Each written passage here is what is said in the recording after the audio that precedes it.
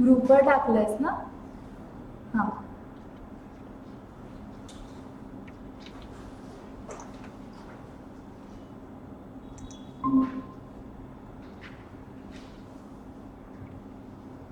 चलो श्लोक बोलो पहले. गुरुर्ब्रह्मा गुरुर्विष्णू गुरुर्देवो महेश्वरा गुरु साक्षात परब्रह्म तस्मै श्री गुरवे नमः. ओम त्र्यंबकं यजामहे सुगंधिं पुष्टिवर्धनम् उर्वारुकमिव बन्धनात् मृत्योर्मुक्षीयमामृतात्.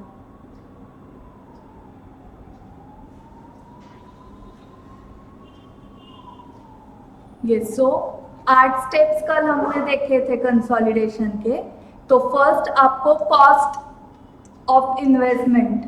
सो इन्वेस्टमेंट पेरेंट कंपनी ने की है in the shares of subsidiary company. तो पेरेंट कंपनी के बैलेंस शीट में एसेट साइड को आपको इन्वेस्टमेंट दिखेंगे ना, investment in shares of subsidiary. तो वो कॉस्ट आपको कंपेयर करनी है किसके साथ? अभी सब्सिडियरी कंपनी का इमेजिन करो शेयर कैपिटल बैलेंस शीट में. सो उसमें से 80% हम ही इन्वेस्टर है, 80% का हम शेयर होल्डर है. तो share capital and reserve surplus मतलब शेयर होल्डर्स फंड्स का 80% हमारा हो गया. तो वो पोर्शन कंपेयर करना है विद द कॉस्ट. एंड अगर कॉस्ट ज्यादा पे की है हमने तो वो गुडविल, एंड कॉस्ट कम पे की है तो वो कैपिटल रिजर्व है.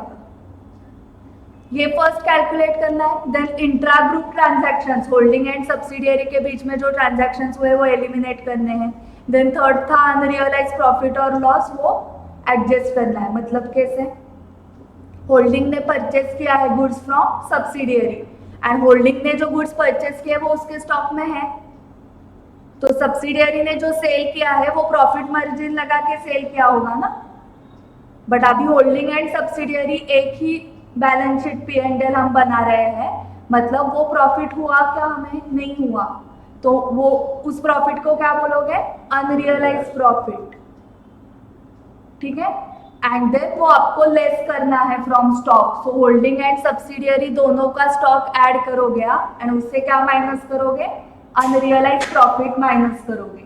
और कहाँ से माइनस करना पड़ेगा? जिसने वो प्रॉफिट लगाया था. किसने लगाया था? सेल जिसने किया होगा उसने प्रॉफिट मार्जिन ऐड किया है. किसने सेल किया था? सब्सिडियरी ने. तो सब्सिडियरी के प्रॉफिट से आप उसको लेस करोगे एंड स्टॉक से भी लेस करोगे. ठीक है, क्योंकि वो प्रॉफिट रियलाइज ही नहीं हुआ. देन माइनॉरिटी इंटरेस्ट मतलब 20% वाले लोग. 80% हमारा है मतलब 20% आउटसाइडर्स का है. तो जो शेयर होल्डर्स फंड्स है उसमें क्या आता है पता है आपको? शेयर कैपिटल है, रिजर्व सरप्लस. तो उसका 20% माइनॉरिटी इंटरेस्ट का है ना, आउटसाइडर्स का. तो वो नेट एसेट्स में है. नेट एसेट्स मतलब ही shareholders funds. Net assets मतलब एसेट्स माइनस लायबिलिटीज. सो क्या बचता है? शेयर होल्डर्स फंड्स बचता है. एंड उनका शेयर इसमें भी होगा ना, प्रॉफिट में, income of the group.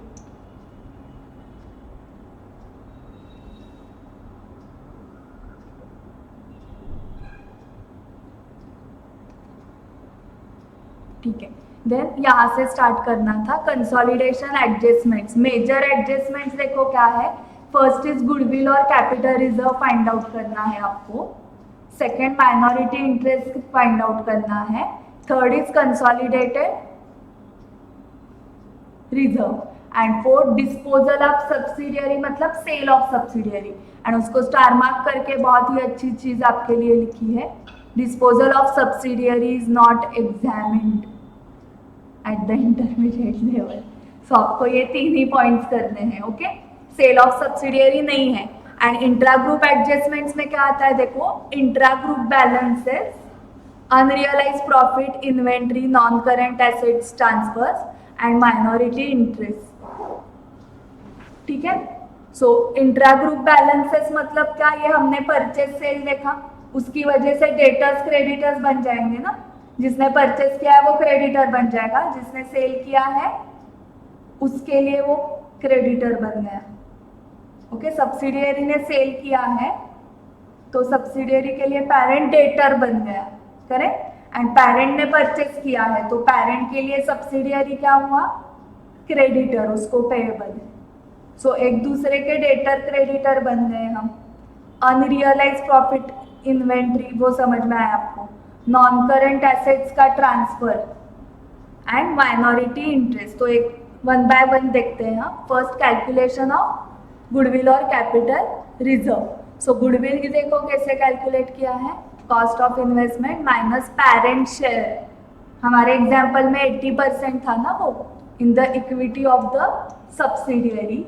And ये कौन से डेट का देखना है, on the date of investment. And capital reserve का parent share in the equity of the subsidiary. Parent share कितना था, 80% माइनस कॉस्ट ऑफ इन्वेस्टमेंट। यहाँ पर कॉस्ट कम होगी ना, इसलिए तो कैपिटल रिजर्व हुआ।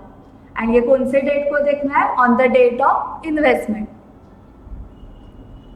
सिद्धांत थोडा वेळ लांब मग बंद कर, कारण खूप उकडते, खूप अगदी धबधबा झाला ना की बंद कर। काय थोडं थोडंच पडत असणार ना, हां मग ठीक आहे ना, ते काय वाळून जाईल 2 मिनिटात।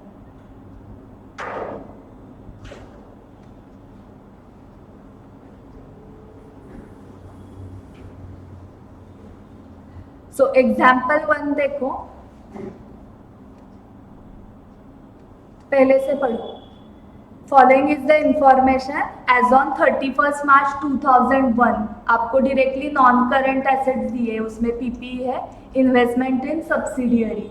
किसके कॉलम में दिख रहा है इन्वेस्टमेंट इन सब्सिडियरी, पी के कॉलम में। मतलब पी लिमिटेड क्या होगा, होल्डिंग, ओके, एंड ये सब्सिडियरी होगा।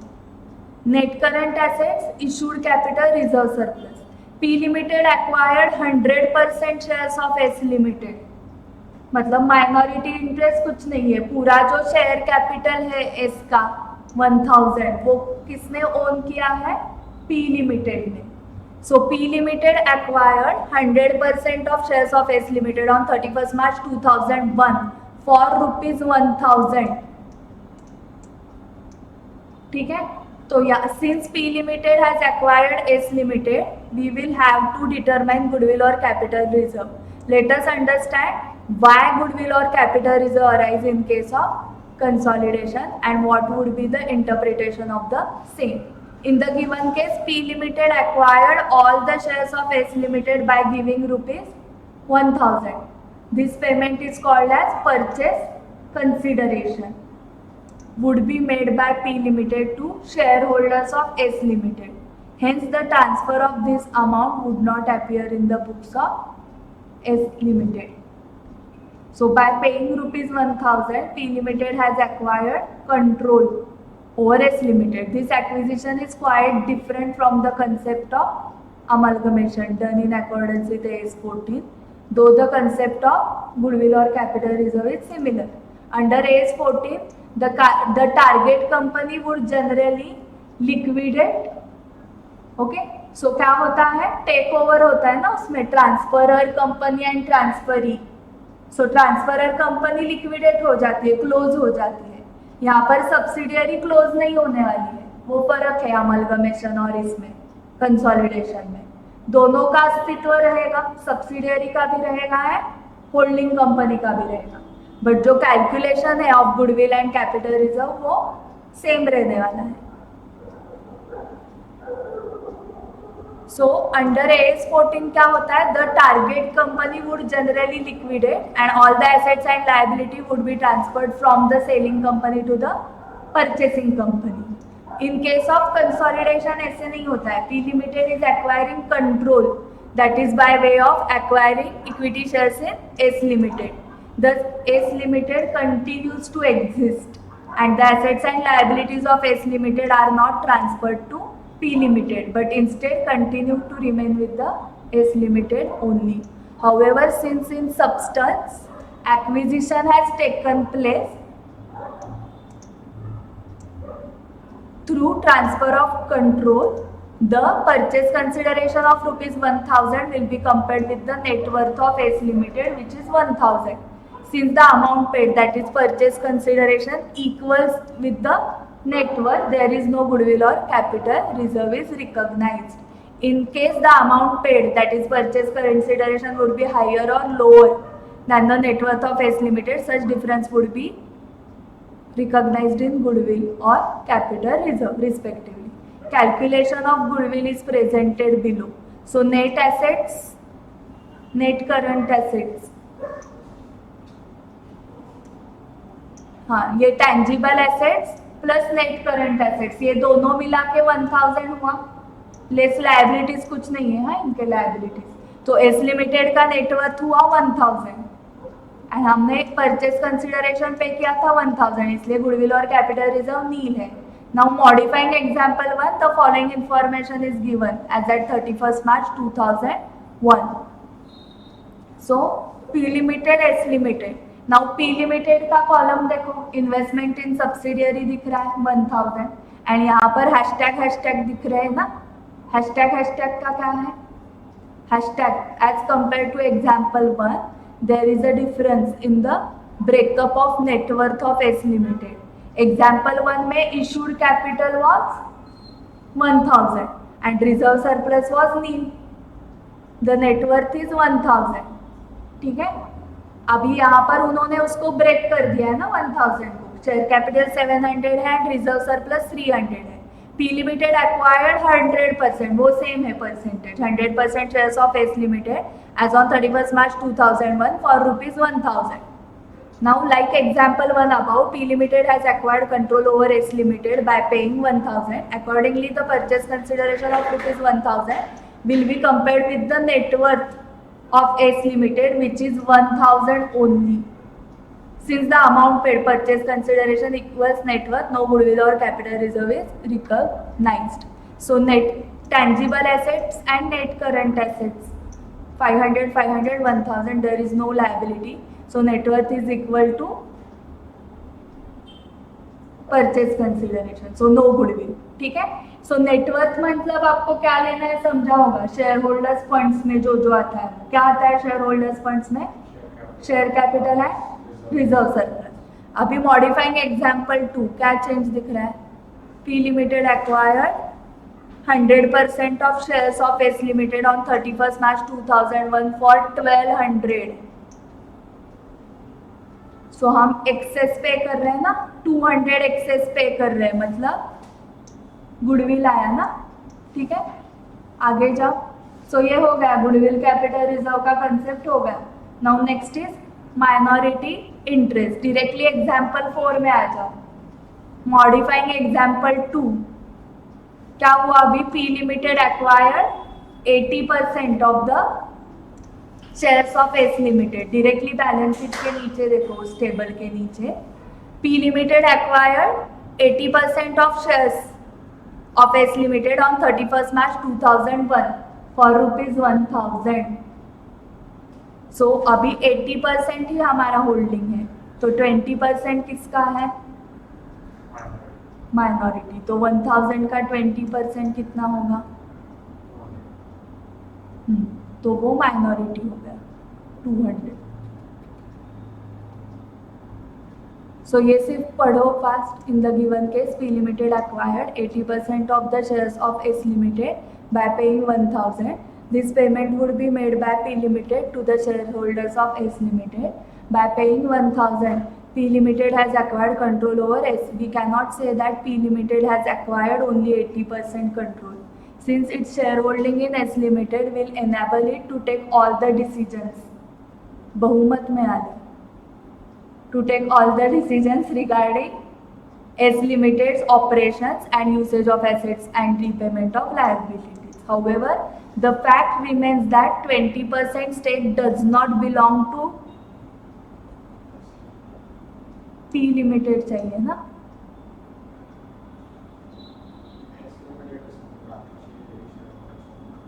मतलब 20% does not belong to P ना, तो एस क्यों लिखा है? Does not belong to S का ही हम 80-20 कर रहे हैं ना।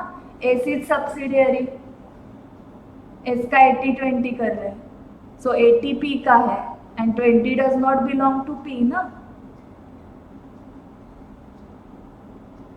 पी को कितना बिलोंग करता है? ओनली 80. सो यहाँ पर पी चाहिए। हाउएवर मतलब वो कंट्रोल कर रहा है, सारे डिसीजंस पी लिमिटेड ही लेगा, बट ये फैक्ट है कि 20% stake does not belong to P even if it is controlling S limited. It belongs to outsiders who are called minority interest in accordance with AS 21. Accordingly, in this case, the purchase consideration of 1000 will be compared with the 80% of net worth. 20% of net worth on the date of acquisition would be recorded separately as minority interest. And यहाँ पर दिया है, देखो balance sheet में कहाँ पर दिखाना है, सेपरेटली माइनॉरिटी इंटरेस्ट दिखाना है आपको. ठीक है. सो क्वेश्चन देखो डायरेक्टली, टैंजिबल एसेट्स जो है ना 500 थे ना, उसका 80% हमारा शेयर है, मतलब 400. एंड नेट करेंट एसेट्स का भी 80% ही हमारा शेयर है, हमारा मतलब पी लिमिटेड का 400. ऐसे 800 के लिए आप 1000 पे कर रहे हो. ओके. पूरा नेटवर्थ एस लिमिटेड का कितना है 1000, बट हमारा होल्डिंग कितना है 80%. सो 1000 का 80% 800 ही. 800 नेटवर्थ के लिए हम कितना पे कर रहे हैं 1000 पे कर रहे हैं, मतलब हम एक्सेस 200 पे कर रहे हैं. So there is a goodwill. ठीक है. नाउ प्रॉफिट और loss of subsidiary company for the purpose of consolidated balance sheet preparation. All reserves and profits or losses of a subsidiary company should be classified into pre and post acquisition reserves and profits. Okay, pre and post acquisition नाम से क्या लग रहा है, कौन से date को ये बाइफर्केशन होगा, डेट ऑफ एक्विजिशन, जिस दिन हम होल्डिंग कंपनी एक्वायर करेंगे मतलब शेयर्स में इन्वेस्ट करेंगे सब्सिडियरी के, उसको बोलेंगे हम date of acquisition. Date of acquisition के पहले जो प्रॉफिट हुआ रहेगा उसको क्या बोलोगे प्री, एंड बाद में जो प्रॉफिट हुआ रहेगा वो पोस्ट. सो प्रॉफिट और लॉसेस अर्नड और incurred by subsidiary company up to the date of acquisition of the shares by the holding company are pre acquisition profit, और उसको कैपिटल प्रॉफिट भी बोल सकते हो. यहाँ पर कंसोलिडेशन के क्वेश्चंस में कैपिटल प्रॉफिट का मीनिंग क्या है, प्री एक्विजिशन प्रॉफिट.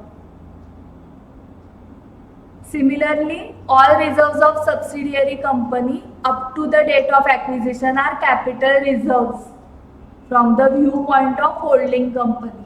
मतलब वो जनरल रिजर्व है ना सब्सिडियरी का, बट वो प्री एक्विजिशन वाला जनरल रिजर्व है, तो उसको भी आप कैपिटल रिजर्व ही ट्रीट करोगे आप, मतलब होल्डिंग. सो होल्डिंग कंपनी के पॉइंट ऑफ व्यू से जो भी प्री एक्विजिशन प्रॉफिट्स है उसको कैपिटल प्रॉफिट बोला जाता है, एंड जो पोस्ट एक्विजिशन प्रॉफिट है उसको रेवेन्यू प्रॉफिट बोला जाता है. आपने pre acquisition and post acquisition भी बोला उसको तो भी चलेगा. If the holding interest in subsidiary is acquired during the middle of the year or some other period of the current year, pre-acquisition profit should be calculated accordingly. So for example, April to March year है, अगर मैंने 1st जुलाई को acquire किया तो 3 months अप्रैल मई जून क्या हो गया pre acquisition period हुआ, एंड 1 जुलाई को मैंने एक्वायर किए शेयर्स इन सब्सिडियरी, तो 1 जुलाई से 31 मार्च ईयर एंड तक के 9 months कौन सा पीरियड हुआ post acquisition period. So generally आपको कौन सा देंगे वो starting date of the month ही देंगे. सो 3, 9, 6:6, 9:3, ऐसे ही मंथ्स में वो पीरियड डिवाइड होगा प्री एंड पोस्ट वाला. ठीक है. The minority interest in the reserves of profit or loss of a subsidiary company should be transferred to minority interest account. Minority वालों को कुछ भी बाइफर्केशन करना नहीं है प्री एंड पोस्ट का. प्री वाला भी उनको देना है, पोस्ट वाला भी उनको ही देना है. उनका शेयर हमारे एग्जाम्पल में 20% आ रहा था, तो जो भी ऑल रिजर्व्स का 20% किसको दोगे आप माइनॉरिटी को. Minority interest in the reserves and profits of subsidiary company should be transferred to minority interest account, which will also include share capital of subsidiary company held by outsiders or minority shareholders. So minority interest is equal to share capital of subsidiary belonging to outsiders. मतलब कितना share 20% of share capital मिलेगा उनको, and minority interest in the reserves and profits of a subsidiary company. So reserves and profits का भी कितना share दोगे आप? 20%. So the holding company's interest in pre-acquisition reserves and profits should be adjusted against cost of control to find out goodwill or capital reserve on consolidation. So ये जो pre acquisition reserve है ना, हम ऐसे क्यों bifurcate कर रहे हैं? टाइम पास के लिए, टाइम नहीं जा रहा है तो कुछ तो करते हैं कैलकुलेशंस, ऐसे नहीं, इसके अकाउंटिंग ट्रीटमेंट्स अलग है ऐसे, इसलिए हम सब्सिडियरी कंपनी का जो भी प्रॉफिट है या रिजर्व्स है उसको बाइफरकेट कर रहे हैं प्री एंड पोस्ट में, क्योंकि जो pre acquisition reserves and profits है वो आपको कंसीडर करने हैं, वो आपको एडजस्ट करने हैं गुडविल कैलकुलेशन में. ठीक है. सो देखो कैसे करना है. हमें कॉस्ट 1000 लग रही थी, ऊपर के जो सारे एग्जाम्पल्स थे उसमें कॉस्ट लगी थी 1000. ठीक है.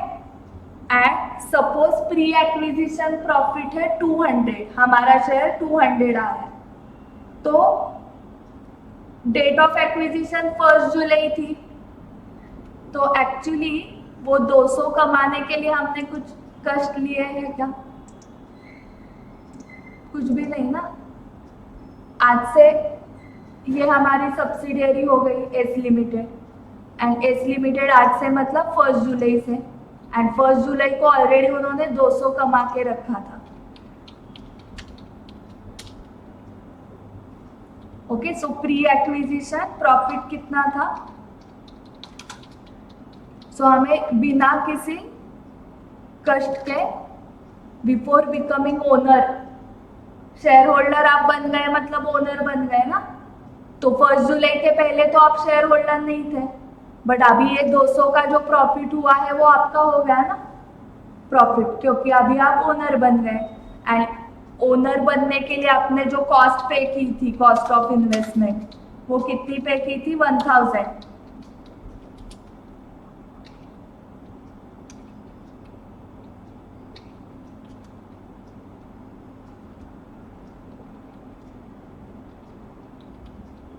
मतलब मुझे नेट कॉस्ट 800 ही लगी.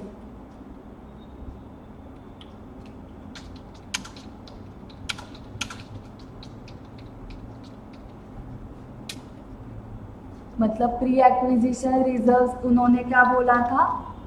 एडजस्ट करने हैं टू कैलकुलेट गुडविल और कैपिटल रिजर्व. तो ये नेट कॉस्ट आप कंपेयर करोगे विद द शेयर कैपिटल. ठीक है. क्योंकि ये देखो ना, ये 200 ऐसे ही मिल रहा है हमें, आज से हम ओनर है, तो अभी जो पहले कमाया हुआ है उन्होंने 1 अप्रैल टू 30 जून, वो ऐसे ही मिल गया ना हमें बिना कुछ किए, बिना एनी एफर्ट्स. सो इसलिए आपको नेट कॉस्ट 800 लगी. And then compare it with the, वो नेटवर्थ 1000 था ना,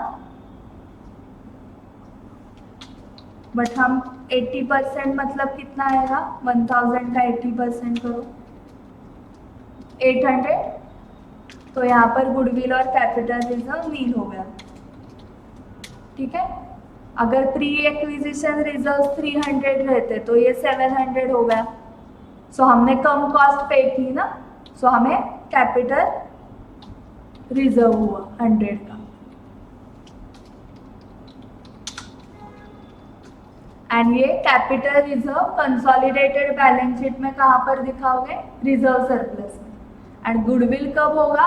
कुछ आप एक्स्ट्रा पे करोगे तो, मतलब 900 पे करने के लिए प्री एक्विजिशन रिजर्व था 100 है, तो हमने 900 नेट कॉस्ट आ गई, एंड नेटवर्थ था 800, मतलब 100 हमने ज़्यादा पे किया, तो वो क्या है?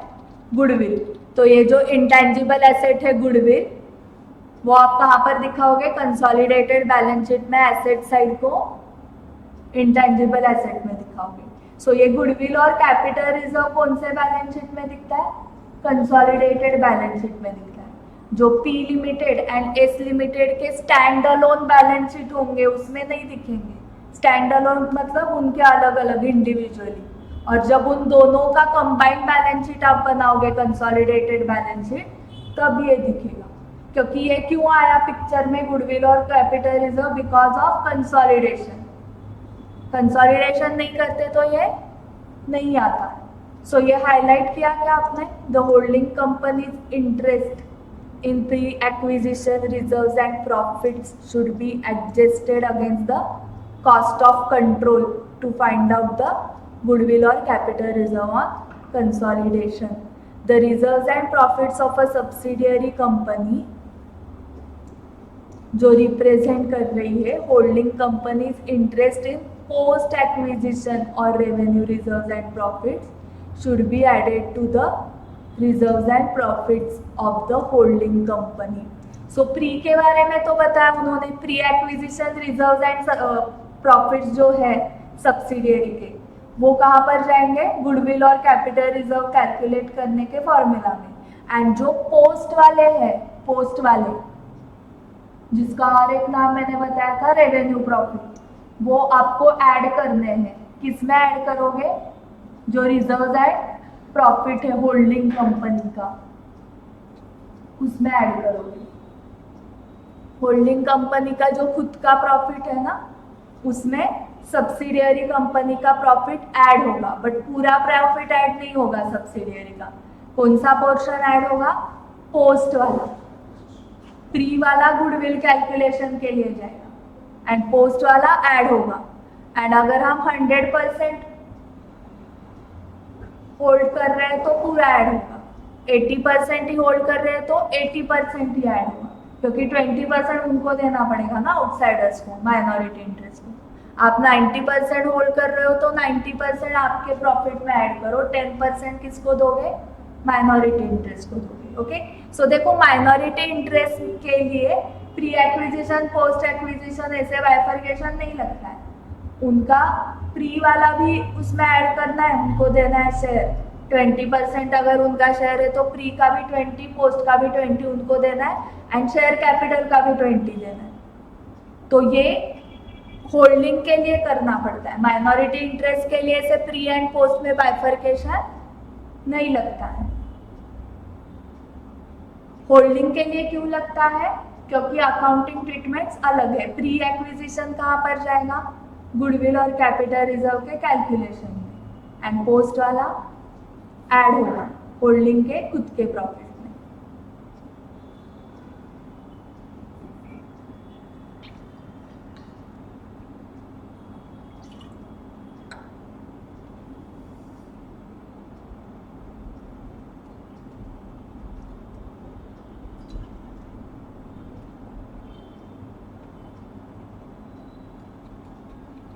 Now next is revaluation of assets of subsidiary company. So PP ये याद होगा AS10 में था, ये इनिशियली रिकॉग्निशन है तो fair value minus carrying amount as on the date of acquisition, PP account debit to pre P&L। Pre P&L मतलब pre acquisition profit in case of upward revaluation, and downward revaluation है तो pre P&L to PP। ये P&L किसका है? किसका revaluation, किसके assets का revaluation चल रहा है? सब्सिडियरी के एसेट्स का चल रहा है, तो सब्सिडियरी का P&L है वो, अगर इनिशियल रिकॉग्निशन है तो। And subsequent recognition, subsequent measurement post P&L जाएगा। Additional share depreciation would arise in case of initial upward or reversal of excess depreciation would arise in case of initial downward valuation. So initially अगर हमारा upward valuation हुआ assets का तो उसके ऊपर आपको additional depreciation charge करना पड़ेगा जितना इंक्रीज हुआ है उस पोर्शन पे। तो उसकी एंट्री आप करोगे post P&L account debit to PP। And initially अगर वैल्यू डिक्रीज की है अपने एसेट की, डाउनवर्ड रिवैल्यूएशन है मतलब, तो जो भी डेप्रिसिएशन चार्ज किया रहेगा उसको क्या करना पड़ेगा, रिवर्स। सो रिवर्स मतलब रिवर्सल ऑफ एक्सेस डेप्रिसिएशन की एंट्री क्या आएगी, PP account debit to post P&L। ये जो रिवैल्यूएशन करना है वो कौन से डेट पे करना है, डेट ऑफ एक्विजिशन को रिवैल्यूएशन करना है।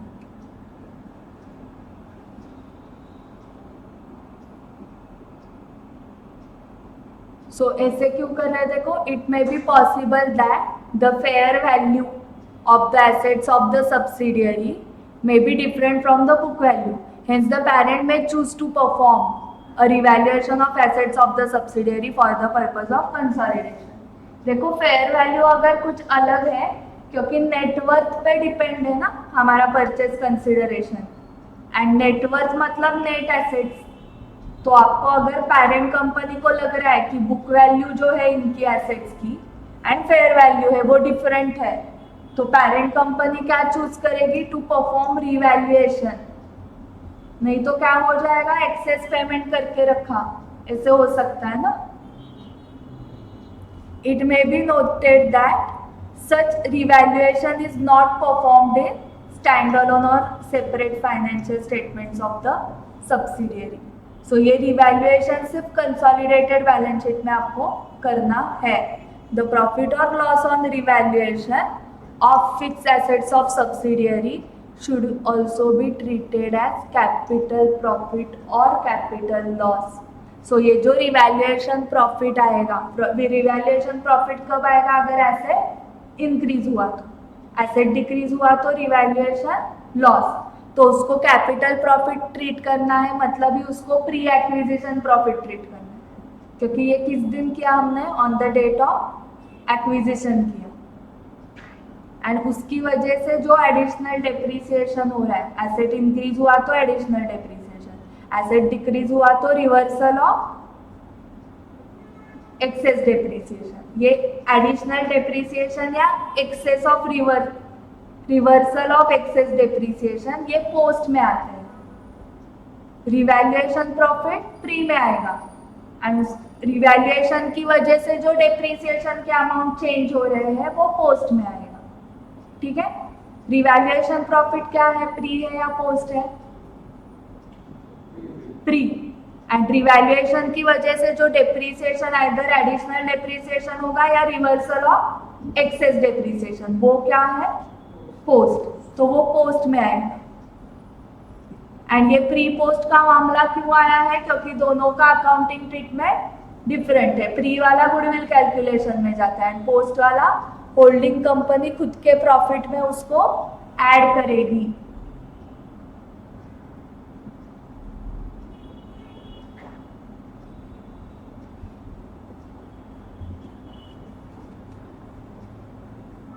But if the fall in the value of asset occurs after the date of acquisition, the loss should be treated as revenue loss. Fall कब हुआ है, fall in the value of asset occurs after date of acquisition, तो वो revenue loss है। And on the date of acquisition है या on या after he होगा ना, बिफोर वो क्यों करेंगे, ऐसे ही टाइम पास के लिए करेंगे क्या, नहीं। सो कोई हमारे शेयर्स में इन्वेस्ट करने वाला है, कंसोलिडेशन हो रहा है, तो ही हम क्या करेंगे, रिवैल्यूएशन करेंगे। So revaluation either date of acquisition पे होगा, नहीं तो आफ्टर होगा, उसके पहले नहीं होगा। Adjustment of depreciation would be made in the profit and loss account of the subsidiary. Depreciation on changed value of the asset shall be given effect to. Depreciation on the revalued asset will be taken as capital or revenue depending on the period for which depreciation belongs to. Hence the period for depreciation is important to be considered. देखो हमारे example में 1 जुलाई अगर date of acquisition है तो इस दिन revaluation अगर हुआ तो ईयर 9 मंथ्स का depreciation is post and 3 months का डेप्रीसिएशन इज प्री, एंड जो 3 मंथ्स का डेप्रीसिएशन होगा वो ओरिजिनल बुक वैल्यू पे होगा, क्योंकि 3 मंथ्स पहले तो ऐसे कुछ नहीं था, कंसोलिडेट होल्डिंग एंड सब्सिडियरी ऐसे कोई रिलेशन नहीं था ना। होल्डिंग सब्सिडियरी रिलेशन कब आया? 1 जुलाई को। सो 1 जुलाई के पहले का डेप्रीसिएशन 3 महीने का, 3 मंथ्स का बुक वैल्यू पे होगा ना एसेट के, एंड देन 1 जुलाई को पिक्चर में आया फेयर वैल्यू, इसलिए फिर 9 मंथ्स का आपको डेप्रीसिएशन लेना पड़ेगा फेयर वैल्यू पे। वो क्वेश्चन सॉल्व करते वक्त आपको क्लिक हो जाएगा। The above entries are not recorded in the standalone books of either the subsidiary or parent. These entries are only for understanding the impact in the consolidated financial statement, and as such only the effect of such entries will appear in CFS and not in standalone or separate financial statements. It is presumed that, मतलब it is assumed that subsidiary does not follow the revaluation model for accounting of fixed asset. If it had to follow, then the standalone balance sheet of subsidiary would already contain the impact of revaluation. So हमने AS10 PP property plant equipment में 2 model सीखे थे, cost model है, revaluation model. सो अगर subsidiary company follow कर रही है revaluation model तो उसके बुक्स में जो एसेट्स दिख रहे हैं वो ऑलरेडी एट फेयर वैल्यू होंगे, बट यहाँ पर हम क्या एज्यूम कर रहे हैं कि subsidiary company is not following revaluation model, मतलब सब्सिडियरी कंपनी के बुक्स में जो एसेट्स दिख रहे हैं वो एट कॉस्ट पे दिख रहे हैं एसेट्स, ठीक है। द डेबिट और credit on account of revaluation could alternatively be taken to the revaluation reserve or P&L depending on whether it is first time upward or downward revaluation. However, as ultimately the reserves have to be analyzed between pre and post for the purpose of consolidation, the nature of reserves is irrelevant. Okay. Now example 5.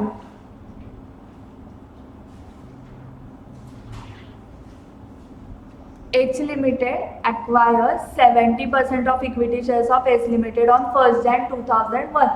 तो आपको percentage देखना important है 70% and date of acquisition important है, that is 1st Jan 2001.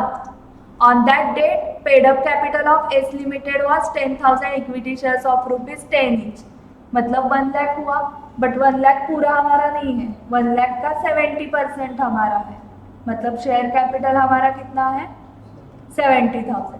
Accumulated reserve balance was 1 lakh, ये भी पूरा हमारा नहीं है, इसका भी 70% हमारा है 70,000. सो ये दोनों हमारे हैं ना 70,000 70,000. शेयर कैपिटल का 70% है, एक्यूमुलेटेड रिजर्व्स का 70%. H Limited paid ₹1,60,000 to acquire 70% interest in S Limited. 1,60,000 को आप क्या बोलोगे? कॉस्ट ऑफ इन्वेस्टमेंट, उसका और एक नाम है परचेस कंसिडरेशन, ठीक है. सो हमने 1,60,000 पे किए एस लिमिटेड को फॉर कितने shares? For 70% holding. Assets of S Limited were revalued on 1st Jan 2001 and a revaluation loss of 20,000 was asserted. तो वो पूरा लॉस हमारा नहीं है 20,000, उसका 70% हमारा है. 20,000 का 70% है 14,000. So 70 plus 70,000, 1,40,000 minus revaluation loss 14,000. सो 1,26,000 के लिए आपने 1,60,000 पे किया है. सो ये जो डिफरेंस है, एक्सेस पेमेंट जो किया है आपने 34,000, उसको क्या बोला जाएगा? गुडविल। सो ये सारे प्री एक्विजिशन रिजर्व लिए हैं आपने। एक्यूमुलेटेड रिजर्व 1 Jan 2001 का था एंड रिवैल्यूएशन लॉस भी 1 Jan 2001 का था, क्योंकि पोस्ट वाला इधर आता ही नहीं है रिजर्व। पोस्ट वाला किधर लेना है? होल्डिंग के प्रॉफिट में ऐड करना है। 6 सॉल्व करो।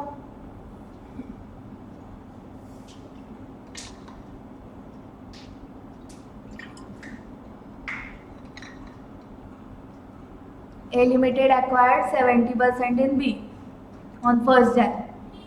B Limited had paid up capital 1 lakh, consisting of 10,000 equity shares of 10 each, and accumulated balance in reserves and surplus 1 lakh. तो 1 lakh का 70% is 70,000 शेयर कैपिटल का ना, एंड accumulated reserves का भी 70,000 आ रहा है। On that date, assets and liabilities of B Limited were also revalued and revaluation profit हुआ है ना यहाँ पर 20,000। So उसका भी 20,000 का 70%, 14,000 यहाँ पर ऐड करना पड़ेगा ना आपको, 1,54,000। एंड परचेज कंसिडरेशन कितना पे किया? 1,30,000। सो कम पे किया ना, 1,54,000 अमाउंट आ रही है नेटवर्थ की, एंड हमने पे किया 1,30,000, मतलब कम पे किया हमने 24,000। तो 24,000 क्या हुआ? Capital reserve.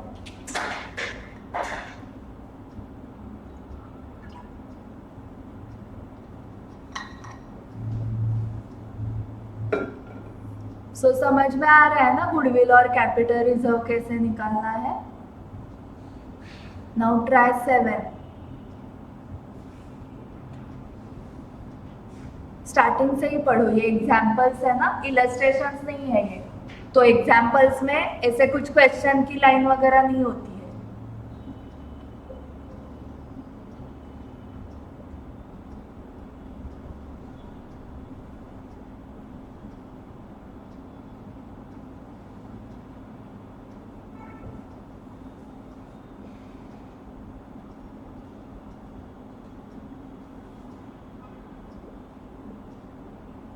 बैलेंस जो दिया है वो प्रॉफिट एंड लॉस का, वो 1 अप्रैल का दिया है। हाँ, 10,000 है ना P&L में बैलेंस, एंड आपने एक्वायर कब किया है? 1 अक्टूबर, मतलब 1 अप्रैल इज प्री ना, तो वो 10,000 प्री में आएगा।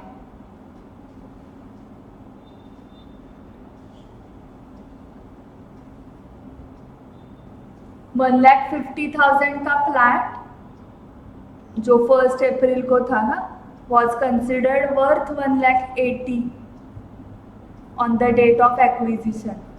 Date of acquisition क्या है? 1 अक्टूबर, मतलब इनका फाइनेंशियल ईयर ये कौन सा फॉलो करते हैं? अप्रैल टू मार्च, एंड एक्विजिशन 1 अक्टूबर को हुआ है ना, बीच में ही हुआ है। एंड 16,000 इक्विटी शेयर्स हमने एक्वायर किए हैं ऑफ ₹10। एस लिमिटेड का शेयर कैपिटल जाके देखो कितना है, 2 लाख अमाउंट है। एक शेयर कितने का है? 10 रुपए का। सो नंबर ऑफ शेयर्स कितने होंगे? 20,000। उसमें से हमारे 16,000 है। सो 16,000 अपॉन 20,000 इंटू 100। हाँ, सो परसेंटेज निकालो। –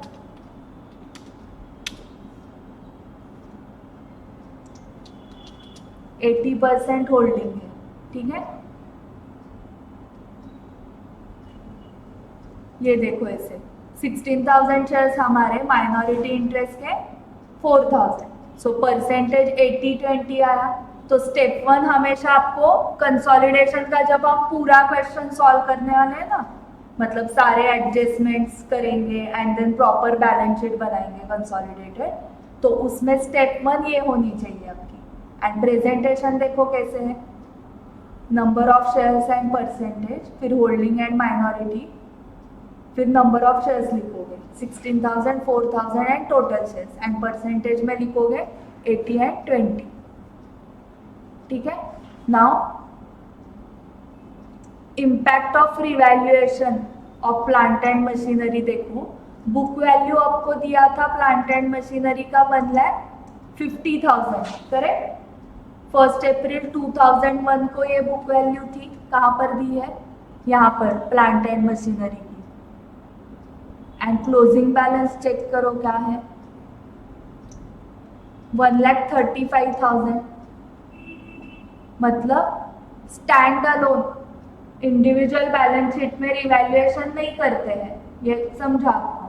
सो 1,50,000 माइनस 1,35,000 मतलब 15,000 का डेप्रीसिएशन हुआ है ना. मतलब 10% से डेप्रीसिएशन रेट है इनका. यहाँ तक समझा डेप्रीसिएशन रेट कैसे निकाला. अभी देखो जो बुक वैल्यू है प्लांट एंड मशीनरी की 1 अप्रैल को वो 1,50,000 है. एंड डेट ऑफ एक्विजिशन बताओ क्या है? 1 अक्टूबर. 1 अक्टूबर को उन्होंने रिवैल्यू किया 1,80,000 को. हाँ, तो आपको जो बुक वैल्यू है ना 1 अप्रैल की, उस बुक वैल्यू को 1 अप्रैल से 1 अक्टूबर तक लाना पड़ेगा. मतलब कितने मंथ्स का डेप्रीसिएशन करना पड़ेगा आपको? 6 मंथ्स. सो करो कैलकुलेट, 1,50,000 इंटू 10% इंटू 6/12. हाँ, सो 6 पूरे साल का 15,000 डेप्रीसिएशन है, तो 6 मंथ्स का 7,500 आएगा. So book value as on 1 अक्टूबर बताओ क्या है? 1,50,000 minus 7,500, 1,42,500 is the book value. ठीक है. एंड रिवैल्यूड अमाउंट वो बोल रहे हैं 1,80,000. डिफरेंस फाइंड आउट करो. 1,80,000 माइनस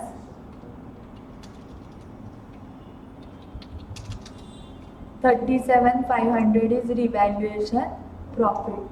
बट हमारा शेयर उसमें 80% है,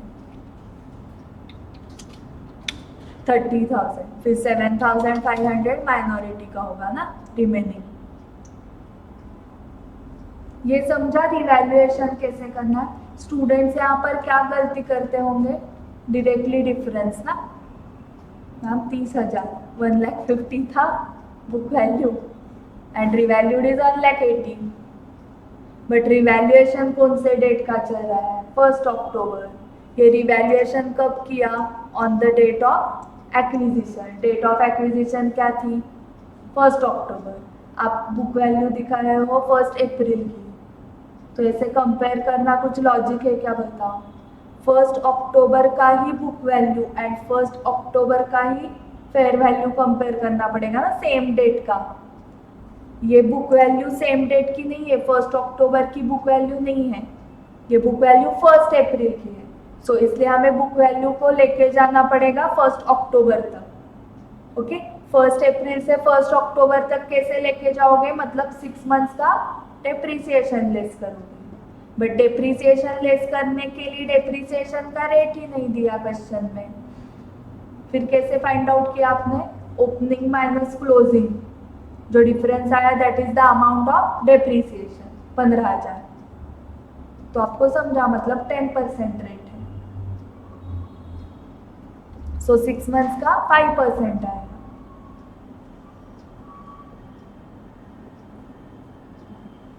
नाउ एडिशनल डेप्रीसिएशन हमें देखना है.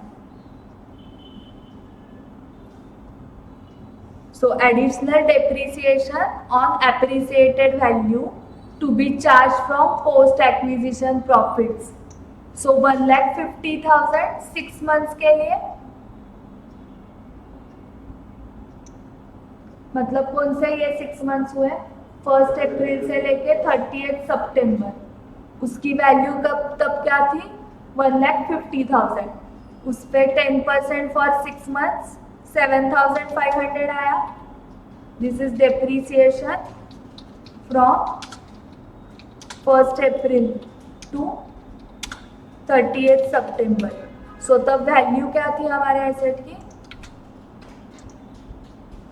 1,50,000 थी ना, रिवैल्यूएशन वगैरह कुछ दिमाग में भी नहीं था।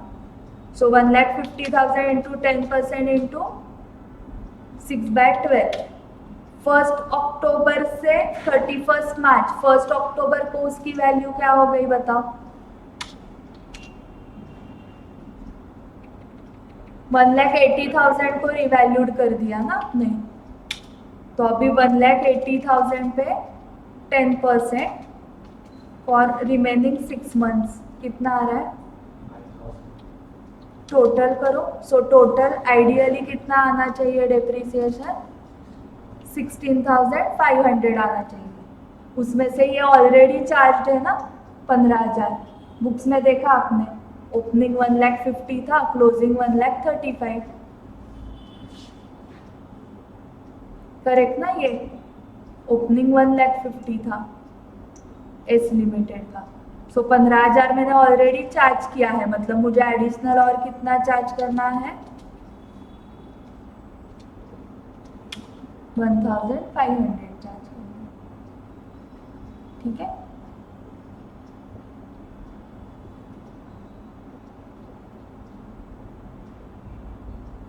ये बट ये जो एडिशनल डेप्रिसिएशन है उसमें से 80% मेरा शेयर, 20% माइनॉरिटी इंटरेस्ट का है।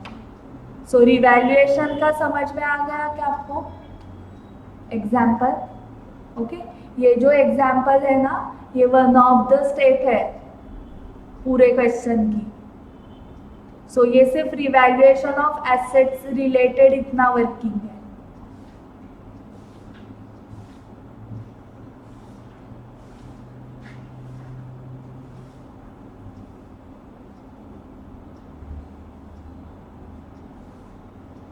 इलस्ट्रेशन स्टार्ट हो रहे हैं, सिर्फ लास्ट एक कंसेप्ट बाकी है, डिविडेंड की। फिर इलस्ट्रेशन है 1 2 3 4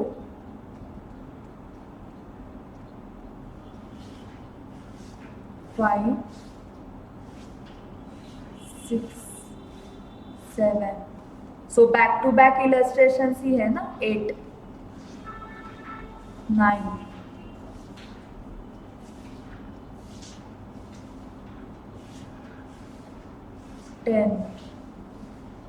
10 से प्रॉपर बैलेंस शीट दिख रहे हैं, 11 12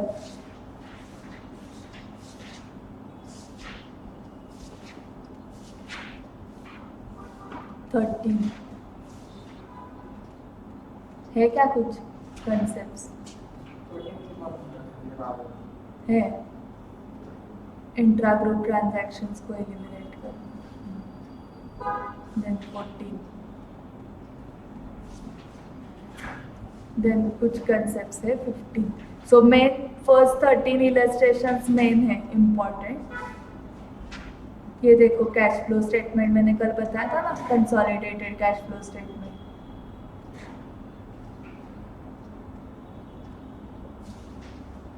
थर्टीन 14 15 16 इलस्ट्रेशंस इतने इम्पोर्टेंट नहीं है। 13 है 1 to 30 के बाद जो कंसेप्ट स्टार्ट हो रही है, 14 15 16 ठीक ठीक मतलब।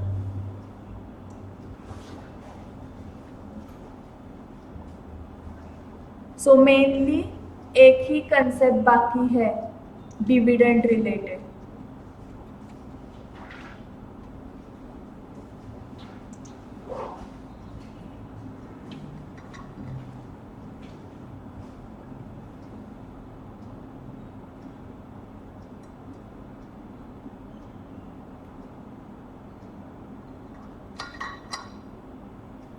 So now dividend received from subsidiary.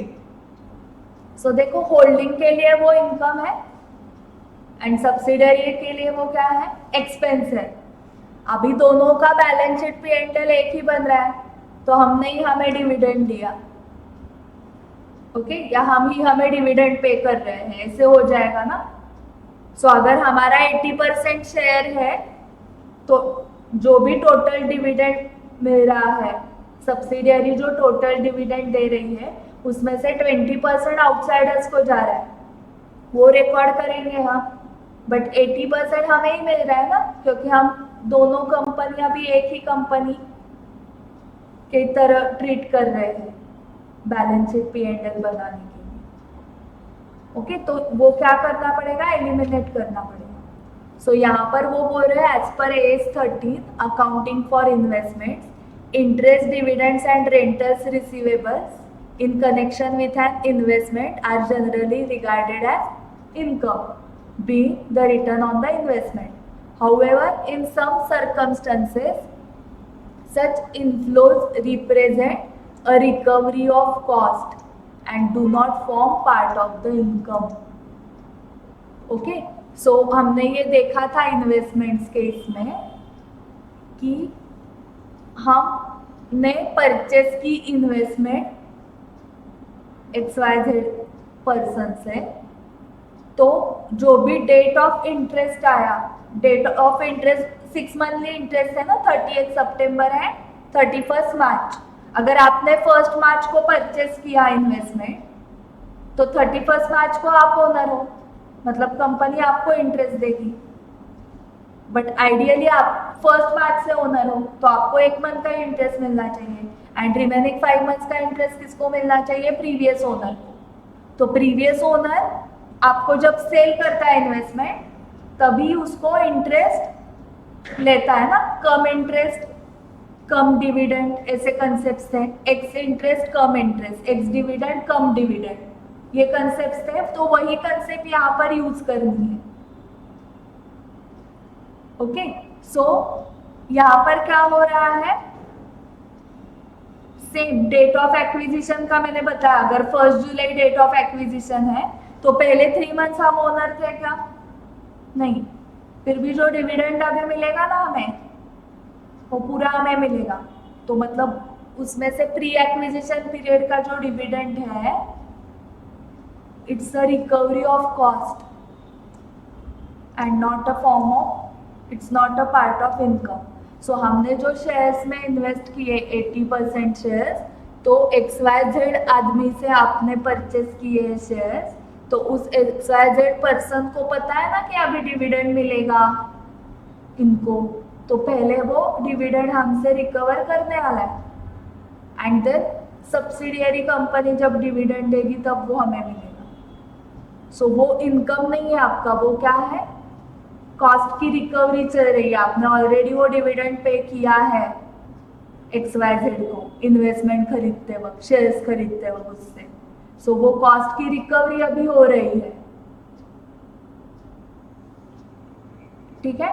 So ultimately मतलब क्या हुआ, वो डिविडेंड किसको मिला, पहले के ओनर को मिला, एंड उसको ही मिलना चाहिए ना डिविडेंड, पहले आपने उसको दिया डिविडेंड, तो वो आपको कॉस्ट लग गई, एंड रिकवरी कैसे हुई आपकी, कंपनी ने आपको दिया। तो जो प्री एक्विजिशन वाला डिविडेंड है वो आपका इनकम है या वो रिकवरी ऑफ कॉस्ट है, रिकवरी ऑफ कॉस्ट है ना। एंड जो पोस्ट एक्विजिशन वाला डिविडेंड है, आप ही ओनर हो ना, तो वो डिविडेंड आपका इनकम है। So example, when unpaid interest has accrued before the acquisition of an interest bearing investment and is therefore included in the price paid for the investment, and the subsequent receipt of interest is allocated between pre and post acquisition period. The pre acquisition portion is deducted from the cost. When dividend on equity are declared from pre acquisition profits, a similar treatment as mentioned above may apply. If it is difficult to make such an allocation except on an arbitrary basis, the cost of investment is normally reduced by dividend receivable only if they clearly represent a recovery of a part of the cost. When holding company receives dividend from subsidiary company, it must distinguish between the part received out of capital profit, that is pre-acquisition profit, and out of revenue profit, मतलब post-acquisition profit. Capital profits are credited to investment account. So जब भी आपको dividend मिलेगा, तब आप capital profit से मिलेगा वो, तो उसको इन्वेस्टमेंट अकाउंट को ट्रीट क्रेडिट करो, एंड पोस्ट एक्विजिशन वाला P&L को क्रेडिट करोगे। सो क्रेडिटेड टू इन्वेस्टमेंट अकाउंट मतलब deducted from investment. So cost of investment से और एक चीज माइनस करनी है, ये तो करनी ही है,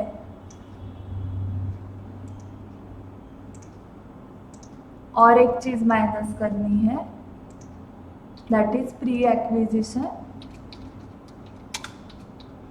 dividend.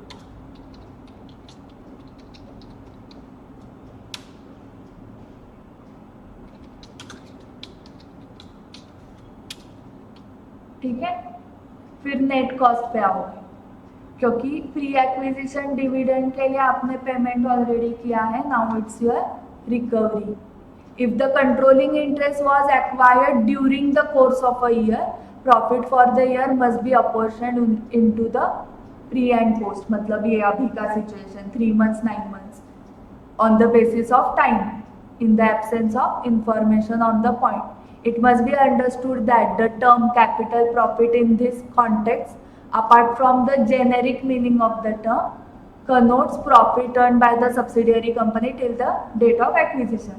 As a result, profit which may be of revenue nature for the subsidiary company may be capital profit so far as the holding company is concerned. So subsidiary company का जो general reserve है या accumulated P&L account है, P&L account का balance, वो अगर pre acquisition का है तो होल्डिंग उसको कैपिटल प्रॉफिट ही बोलेगी। सो पोस्ट एक्विजिशन डिविडेंड का क्या करना है, in the books of holding company it will be accounted, last box देखो पहले, it will be accounted by crediting P&L account of the holding company. ठीक है, अगर इसको सब्सिडियरी कंपनी अकाउंट किया है, accounted by subsidiary, then no further adjustment required. If not accounted by subsidiary, adjusted at the time of consolidation. Post acquisition dividend treatment in case of pre acquisition accounted by holding company. Pre acquisition dividend अगर account किया है holding company ने, if correctly accounted, correct accounting किया है, correct accounting क्या है pre acquisition dividend का, reduce from cost of investment, तो कुछ नहीं करता है, no further adjustment required. But wrongly उसको P&L को क्रेडिट करके रखा है, प्री एक्विजिशन है वो डिविडेंड, एंड रॉन्गली क्या हुआ है, P&L को क्रेडिट किया है, तो रिवर्स कर दो ना एंट्री, मतलब P&L को जो क्रेडिट किया है वो डेबिट कर दो, एंड क्रेडिट इन्वेस्टमेंट अकाउंट मतलब इन्वेस्टमेंट से, कॉस्ट ऑफ इन्वेस्टमेंट से लेस कर दो ना, and not accounted by holding company, adjust the same at the time of consolidation. अगर अकाउंटिंग बाकी है तो करेक्ट अकाउंटिंग ही करोगे ना, करेक्ट अकाउंटिंग क्या है, reduction to the cost of investment. ये होल्डिंग का हुआ। सब्सिडियरी ने अकाउंटिंग नहीं किया है तो एडजस्ट कर दो ना at the time of consolidation. Reduce the pre-acquisition profit of subsidiary and then distribute it into holding and minority. अगर एडजस्ट नहीं किया है सब्सिडियरी ने तो क्या एडजस्टमेंट उसको करनी है, पहले प्रॉफिट से वो प्री एक्विजिशन वाला प्री एक्विजिशन प्रॉफिट से वो ये रिड्यूस कर दो, क्या रिड्यूस करोगे, डिविडेंड, एंड देन जो प्रॉफिट बचेगा उसको डिस्ट्रीब्यूट कर दो माइनॉरिटी इंटरेस्ट एंड होल्डिंग में, and at the same time cost of investment से भी आपको लेस करना पड़ेगा।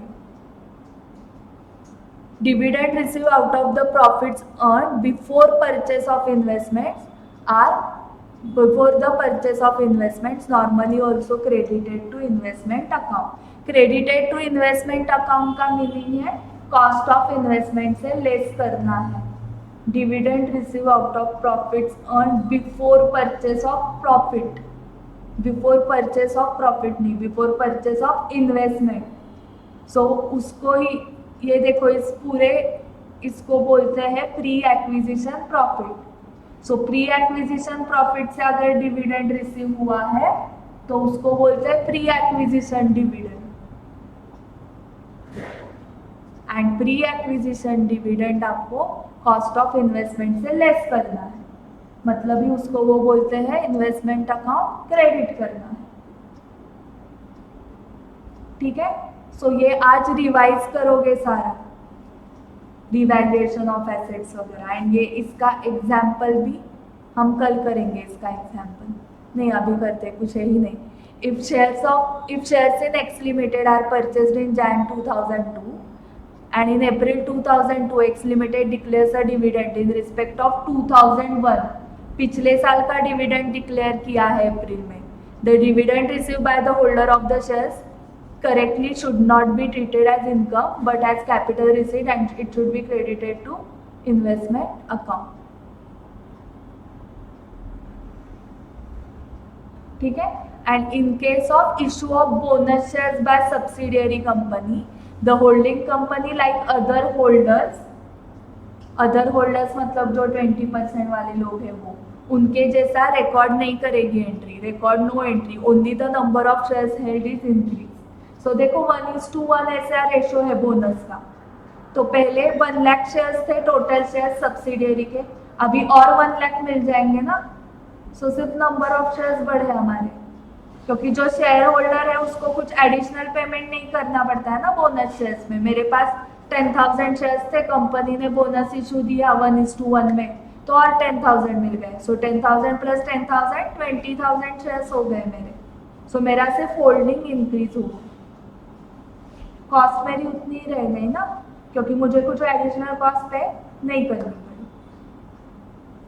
ठीक है, सो आप कंसोलिडेशन की जो आज से हमने जो देखा ना वो सिर्फ रिवाइज करो, पहले का नहीं रिवाइज किया तो भी चलेगा थ्योरी। एंड कल से हम इलस्ट्रेशन स्टार्ट करते हैं। चलो बाय बाय।